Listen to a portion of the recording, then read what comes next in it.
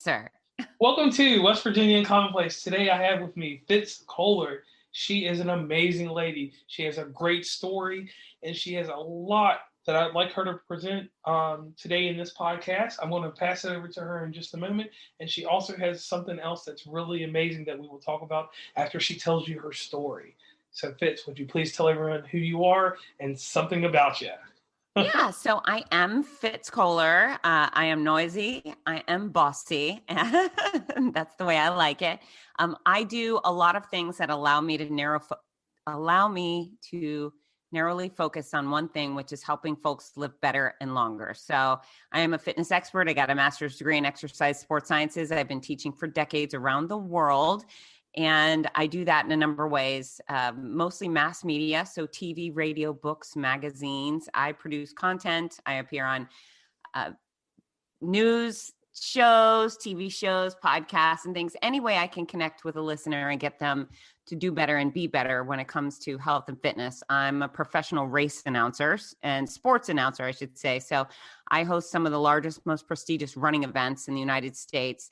Los Angeles Marathon, Buffalo, Philadelphia, OC Marathons, the Whoa. DC Wonder Woman and Batman run series. And so I think last year, I would say a normal year, I probably host about 500,000 people live Whew. at their races or events, and own a large school running program called the Morning Mile. So anyone who wants to get more kids moving in the morning, visit morningmile.com. And last but not least, I am a 2-time author. And the second book I have is out of the blue. Never thought I'd have to, or I never thought I would write a book like that, but it's a memoir detailing my 16-month battle with breast cancer while traveling around the USA every single weekend, bald and gray and noisy as hell. Okay, that's a lot. Now, let's go back a little bit. Yeah. College. You went somewhere interesting. I'm from the state of Virginia, so we're not truly rivals, but the states that are around me, like Kentucky, have a little rival with the school that you're from. Can you tell everybody where you're from? What school you Yeah, went to? I am pure Florida Gator. I got my undergrad and Woo! my master's here, and I do bleed orange and blue. Okay, so that's something interesting. Now, let's get into it. The topic that starts off everything is the cancer. Yeah. You're out here, you're physically fit, you're in great shape, you're doing everything right. How did you find out about the cancer? Yeah, so you're right. I am the exhibit A of if it can happen to me, it can happen to anybody. I was walking the walk and doing everything a person should do to be resilient and take care of their health and have a long quality life. But yeah, I went in for my annual mammogram in December of 2018. And I'm a big fan of annual exams of all sorts. So that was a regular occurrence in my life every year. And so walked out in December of 2018 with a clean mammogram, clean bill of health. Less than 7 weeks later at a race weekend in the hotel bathroom, got out of the shower naked. I had an itch. So I rubbed my under boob and then I found it. And it felt like a bean. And I knew exactly what it was right away. I didn't have any pause, any uncertainty. I thought, damn it, I have breast cancer. And so this is what I did. This is a big pivot point for me and something that I want everyone else to heed is that I did not call my mom or girlfriends and cry. I did not waste time Googling it. I picked up my cell phone instantly naked in that bathroom and I called my gynecologist and said, hey, now I found a lump, and they took it seriously as well. And so that was a Thursday. On Monday, I went in and they did an exam, said, yeah, you need to get scanned. So a few days later, I had another mammogram and an ultrasound where they discovered not only did I have a size E tumor in my left breast, but I had at least 3 hard swollen lymph nodes. The next day I had the biopsy, and 3 weeks after finding my lump, I started chemo. 11 days later, my waist length, long, fabulous blonde hair started falling out. At the Los Angeles Marathon, I lost much of my hair on stage at that finish line. And then my life was really set on spin cycle. I continued to travel. I never missed a flight or an event or an opportunity to hug thousands of sweaty Jeremy strangers. But the chaos and adventure that ensued because of my decision-making was pretty incredible. All right, and how do you stay mentally focused during something like this? Because a lot of people, that's the thing that I always try to get out when we do these podcasts is to see like the mental structure. Because what happened to you, and with writing a book can help someone else. How did you stay mentally focused with everything you had going on around you?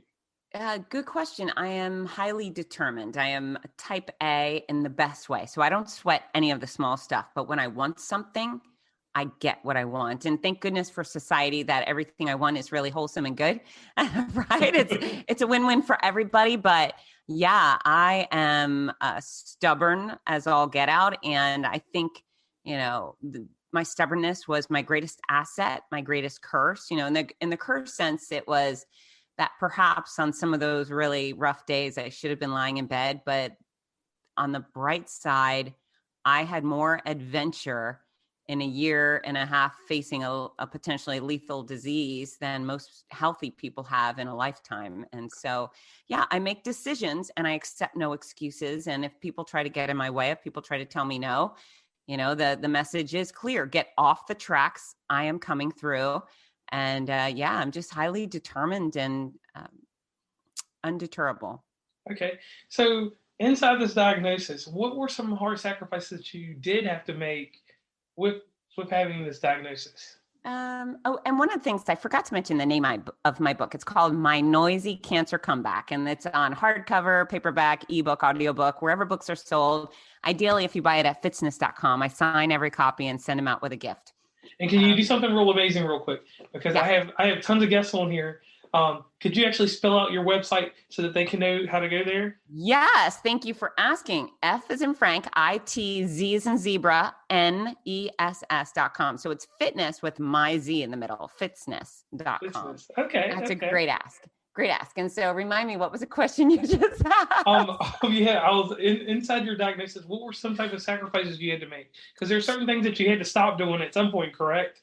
That you used to do?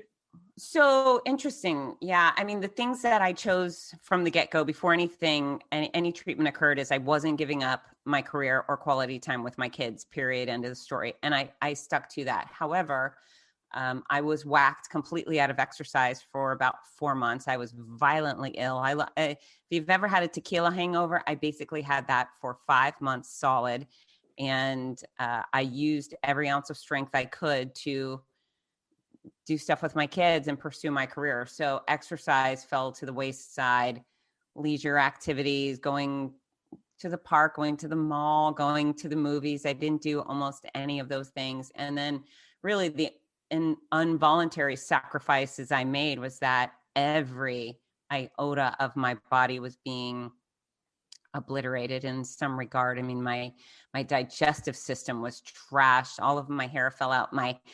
The hair on my head and my arms and my legs and in my nostrils and my eyelashes and eyebrows and my muscles ended up fading. I lost 12, 13 pounds of muscles, I'm a thin, lean person to begin with. I used to be overweight and then I lost 45 pounds and I've kept it off for decades. And then I've prided myself on being a very fit girl with lean, hard muscles that could do wonderful things. And then all of a sudden it happened. The weight started falling off and I looked, my mother at one point, she said, "You got to eat. You look like you're in the Holocaust." And obviously no person or cancer patient wants to hear that. And I was trying to eat, but my stomach was wreaking havoc on me. There was no way to get enough calories in. And so I was like, "Thanks, Mom. That's not helpful." But it was very challenging to watch myself wither away.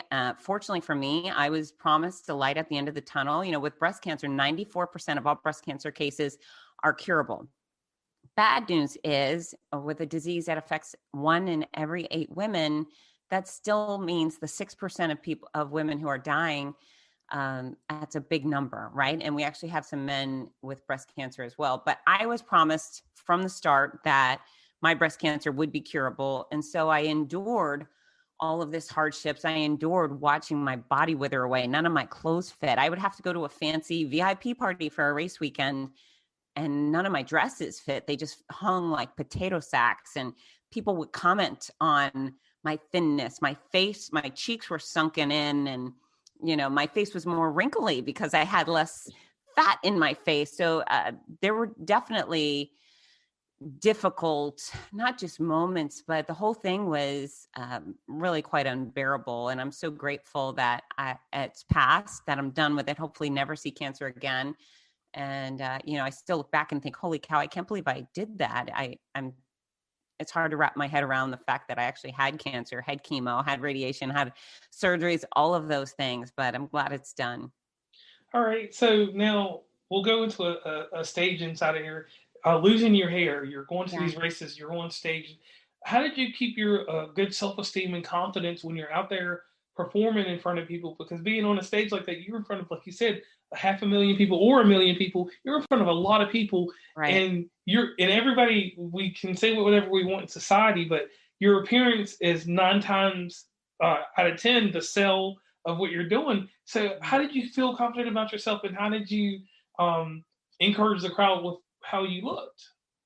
Yeah, so it was hard. It was hard seeing my appearance change. And, I would look back at pictures and myself would pop up in my cell phone, like memories of years past. And I would look and go, oh my gosh, I was so pretty. And I would think that while I had no eyelashes and I was bald and so forth. But my career has never been about me. It's been about being a beacon of health and happiness for other people. And so, the old mantra of until you make it, fake it. I decided that I had to be what they needed. And, one of the most poignant moments was before.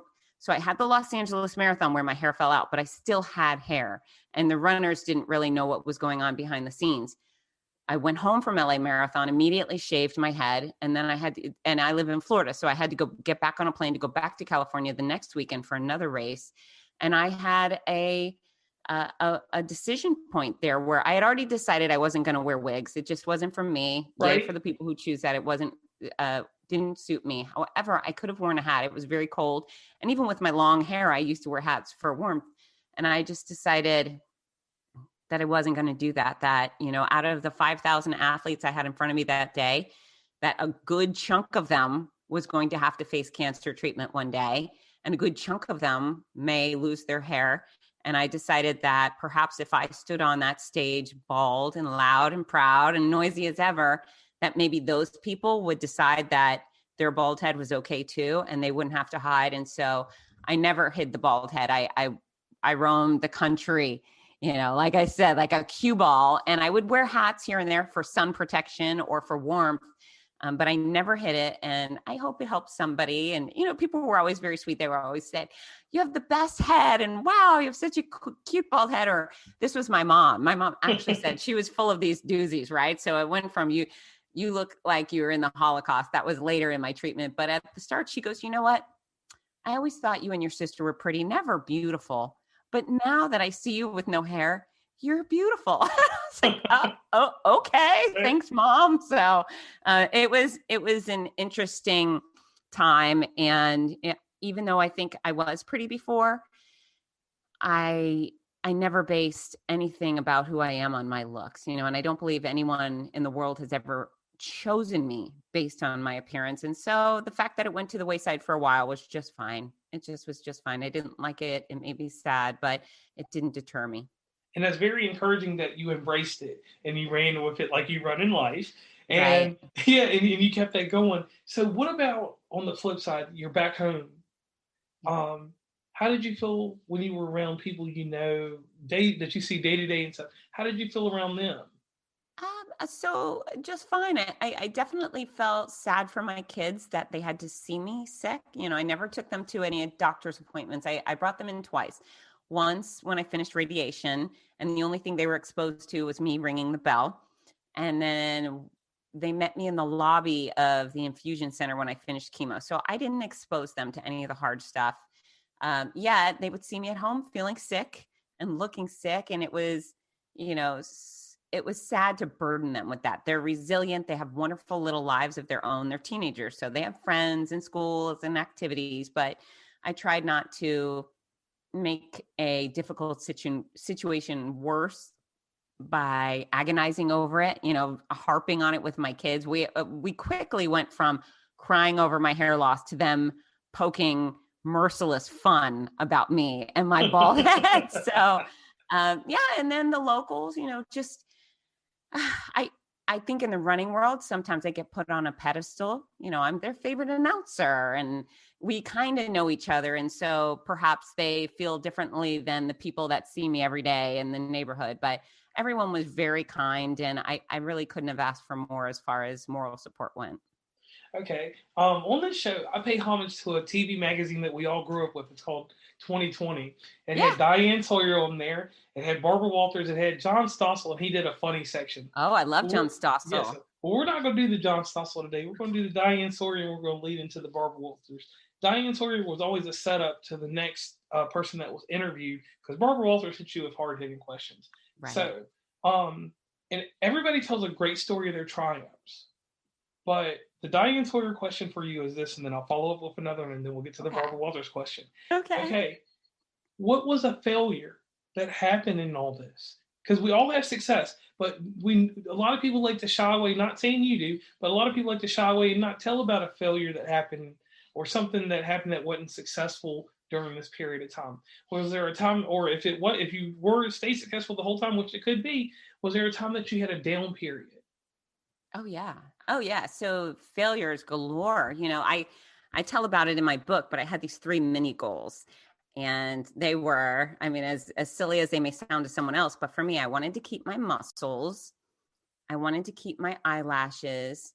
And I didn't want to spend any nights in the hospital. To me, that would have been like declare victory, stomp on the grave of cancer. And so I remember losing my eyelashes. Not only did I lose them, but it was like the right eye, all those lashes came out, and then I still had lashes on the left eye. And so I looked like that psycho baby from the Toy Story movies with the robot legs.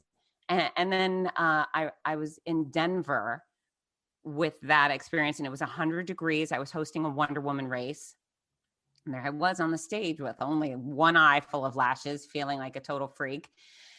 And it was 100 degrees, Mile High Stadium, and I was sick as a dog. And I remember going back to the hotel, sitting on the shower floor, just so sick. And I was trying to pull the extensions. I had lash extensions on those lashes just to exasperate the weirdness. And as I pulled out each lash, what I didn't realize is all my real lashes were coming out. So there I was, lashless in Denver, and that stuck around for a while, which was strange. And then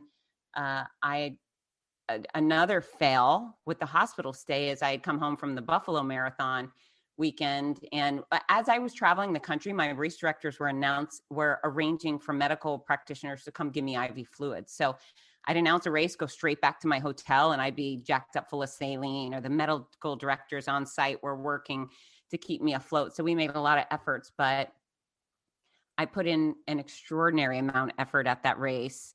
And when I was done, I could feel my body shutting down. I could feel just my mind shutting down. I couldn't focus. And I kept thinking, oh God, something's wrong.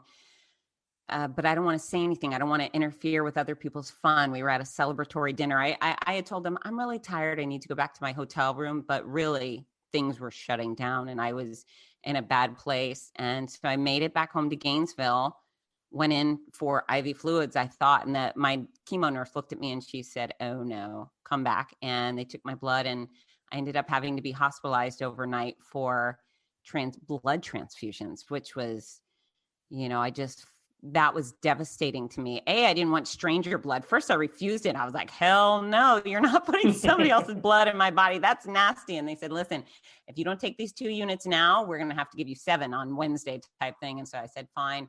But I thought I was just going over to the hospital to sit in a room, get the transfusion, go home. And they brought me into an actual room to check in. And I hadn't realized what was happening. And that was just I just sobbed. It's just hard to see yourself wither away. I mean, there was a lot of moments. There definitely was times of despair. And as happy as I was, and I genuinely forced that, because that's who I am. That doesn't have to be every other cancer patient or person with illness or injury doesn't have to follow my path at all. I think I had a lot of moments to be proud of. I chose to thrive while trying to survive. I never had a pity party. I never said, why me? However, I did sit alone in my car almost every day and sob. I did sit in the bathroom and sob and shake. It's just, it's such a stressful experience. So yeah, there were failures. Some of them were failures that obviously I couldn't control, but yeah, there were goals that I'd set that I fell short of, and it was hard. Okay, so you bounce back, you go into remission, and then you're well. What started the process of the book? Well, I actually started writing the book. I started treatment in March of 2019. I started Mhm. writing the book in July. And here's the deal. As I started treatment, I didn't want to tell anyone I had breast cancer. And I would have kept it quiet, other than the fact that people were going to see me bald on these stages, right? Yes, They were yes, going to figure yes. out something was wrong. So I had to make this video. The strangest thing, I have breast cancer. Anyone can go to my Fitzness channels on social media or my website, and you can see that video. And but what I did decide after telling people, hey, listen, I've got breast cancer, I'll be fine, I will show up and work at my events, I expect no pity, you can root for me, but I'm going to be fine. What I decided from there on out is I would not reveal what was going on behind the scenes. So as people said, how are you, I would say, I'm great, I'm fine. All they ever saw was a happy, cheery face. They had no idea about the crises that were happening each day or throughout each week and progressing, getting worse. So as I kept it a secret and things were going wacky, Twilight Zone type stuff, I started thinking, you know what? When I'm done with this, people would get a kick out of hearing about it. The fact that I was landing in different states and being shuttled over to IV fluids. There's a chapter in my book that references me being naked in the airport, which I was naked in the Atlanta airport. And I started thinking, you know what? People get a good kick out of this. And then the other thing is, nobody really talks about what it's really like to have cancer. And so people say, hey, you might be sick, you might be tired, you might be bald. And all of that is true. But then there's all of these gory details that nobody gets into. And they're universal themes. They're not just breast cancer. My friends with brain and colon cancer are experiencing the same dang thing. And when the avalanche of side effects continued on, my fingernails rotted out while on my hands. I kid you not. They were yellow and Oh, bumpy, but then they rotted and they stayed there. And so anytime my hand came near my face, I was blown away by the stench of my nails. And I'm a very clean person. And I just thought, holy hell, this is actually kind of funny. If people knew, the extent of this experience, they would get a laugh. And that's where it is I'm very sarcastic.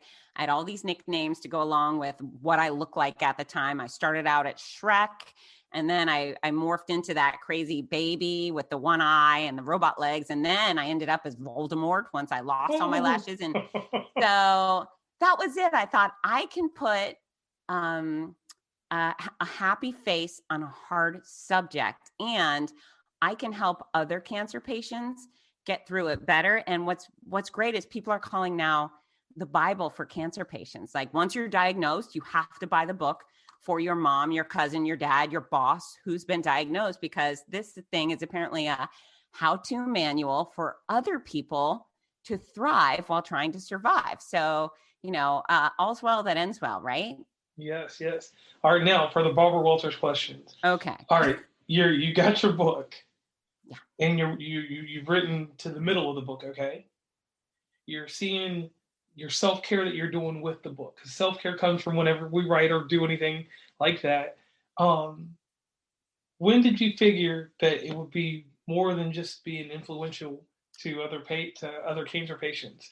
Like, when did you know that? Like, when either in the middle or when you finished the book, that it was going to have an impact on the world? Because everybody writes things, and some people, and I'm not talking about like getting praise from someone, but you actually know when you write something if it's golden. When did you know that it was golden?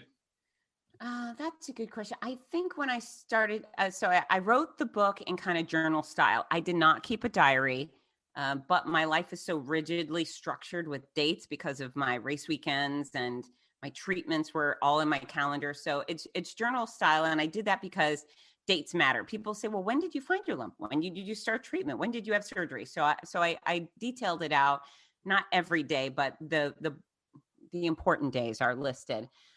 So I started treatment in March of 2019. And I think when I got to writing about my experiences in November, And, I had turned the corner. I was still doing chemo because I had 15 months of chemo. And really the book starts from diagnosis to my last day of chemo.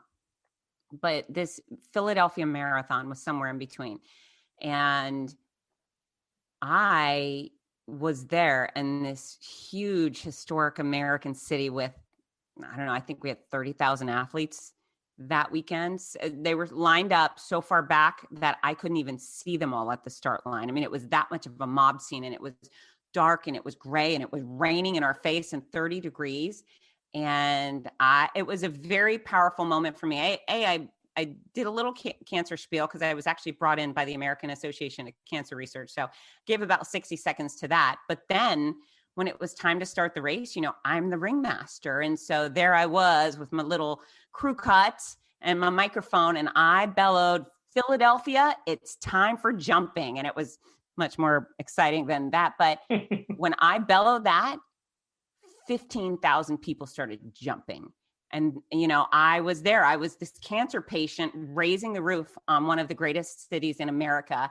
And I thought we were going to knock monuments down with all of those people jumping. So that's the kind of power you get when you choose it. And of course, I have a unique position where I do take control of large crowds, et cetera. However, but maybe you're that person at the daycare. Maybe you're the best person in your physical therapy office, or you're just a great parent, but you have these moments where you can be awesome. And, in the middle of hell, I chose to be awesome as I can be. There was a bunch of sick, ugly, sad moments, but I also chose to be awesome, harness my power, and, God help the earth as I move forward as a very healthy professional, because I will not relent. And I'm excited. I'm very excited to get back to the masses as soon as possible.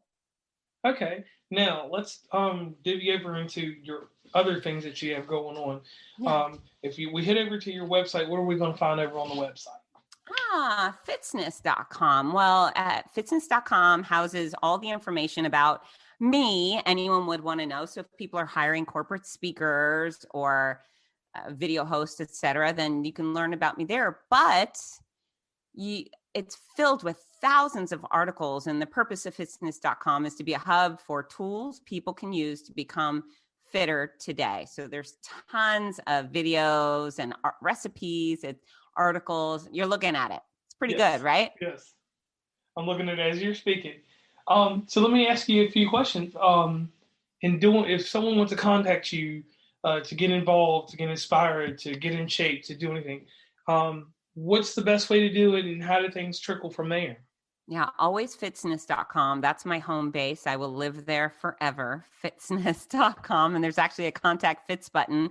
And there's a store. Again, anyone who wants to buy one of the hardcover or paperback versions of my book, that's a place to go. All of those copies come signed with a fun gift with purchase. But I'm also on social media. I'm at Fitzness on Instagram, Facebook, YouTube. Fitz Koehler on LinkedIn. And not only do I want people to follow, but please reach out and say hi. I want to communicate with you and help you live better and longer, get you to do better, be better. Now, I see something that interests me. I can do hard things. You have stickers. Where did that drive, and where did that come from? Yeah, so I'm actually showing JR right now. It's a big sticker on the back of my phone.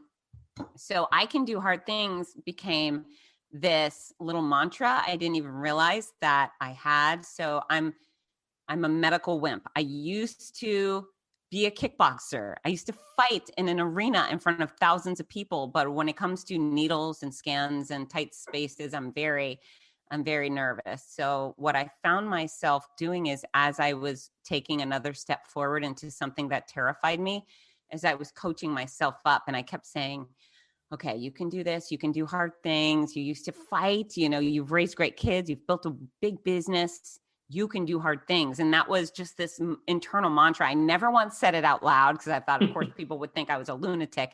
But internally, that's what I kept repeating. I can do hard things. I can do hard things. And eventually I had said it enough that I had reached my finish line and done with treatment. So, the reality is we all have challenges.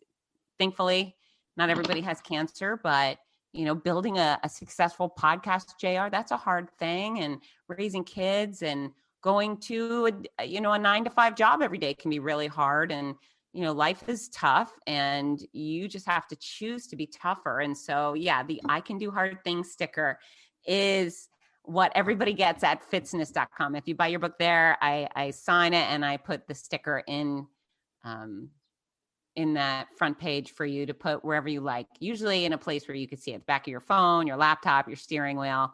Pick a place, and I hope it helps you through the tough stuff. And they are readily available on your shop too. Yeah, Fitzness.com. You can actually buy packs. And so some people, they reached out, they're like, how do I get 50 of these? And I said, okay, you can buy 50 of those. So there they are. All right. So to finish this up, I want to thank you once again for being on West Virginia and Commonplace. We do this little thing on the show. I had a rapper on the show, and he makes pretty good music. He can solve an Rubik's Cube in 40 seconds. Wow. I had a lady in Georgia on here that goes to the Goodwill. She buys artwork, puts rhinestones and glitter on it, resells them, and actually gets a good markup on it. Have another lady that I deal with. She is out of Boston. I just came back from there, and she cannot stand the sound of a carbonated drink opening like a can. When she hears it, it just stops, and it ruins her life for that day, and she won't drive a car. So what I need you to give me in the audience is a secret or a hidden talent that no one knows about you. Oh boy, hidden talent. Well, I don't know if it's a secret, but I was the birthday clown at the skating rink that was one of my very first jobs, and obviously led into great things, but I was the birthday clown. I wore the clown outfit and I think the colorful afro with the hat, and on roller skates, I would lead the hokey pokey and lead shoot the duck or whatever silly games we had. And I would deliver pizza and hot dogs and cake. And I think that's where I got my inspiration to do what I do. So birthday clown, how about that? Is that that one's good. Dark? That one's deep and dark, kind of twisted a little bit. I could think of the character from It. That's right. Yeah, I didn't think anyone was fearing me, but I might have been terrifying people as I rolled around that skating rink on wheels in my bright polka dotted outfit. But yeah, you know what? I have no shame. So I do have pride, but I do not have shame when it comes to, I will throw myself under the bus anytime, every time in order to help others have fun. And, it certainly has put me in a bunch of goofy moments throughout my life, but it's also worked for me, I think. Okay. And that's very rewarded. And I like that about the clown. Now, lastly, everybody works hard on themselves, and everybody has some form of encouragement from someone or something. Sometimes it's not a person. Sometimes it could just be a stress ball that you've had since 1985. That's the year I was born. Is there anyone you want to give a shout out to, or any entity you want to give a shout out to? You know what?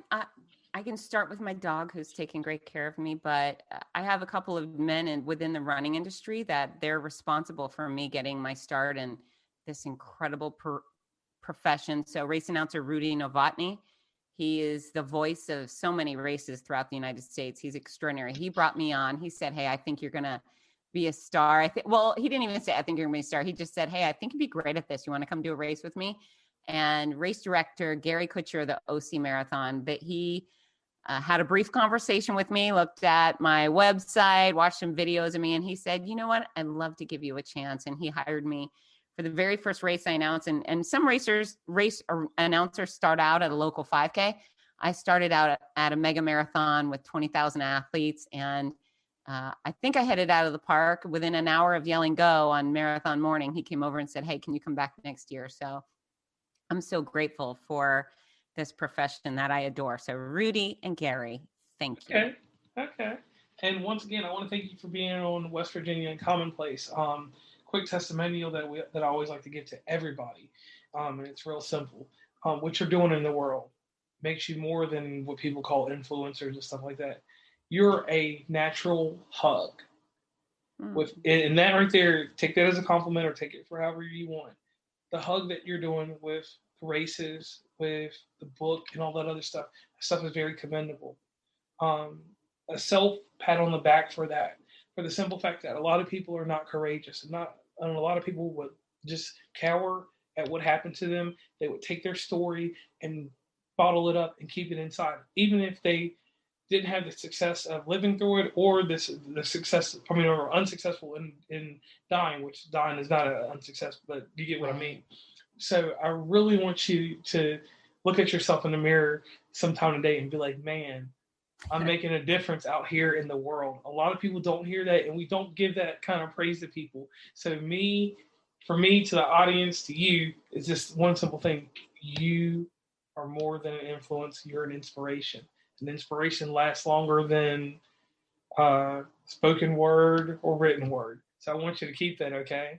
Wow, I appreciate it, JR. And for all of your listeners, if they need any help in the health and fitness realm, I do not charge individuals for information. I've created a wealth of resources because I genuinely want people to live better and longer. And so I'd love to be of service to you. And I appreciate you having me on your podcast. You're an absolute delight. This has been so much fun. And I look forward to hearing from folks. Again, you can follow, and that's nice, but I'd rather have you say hello. That would mean a lot more to me. Yes, Thanks, and that's JR. one thing that I would say too. Thank you once again, and we're signing off.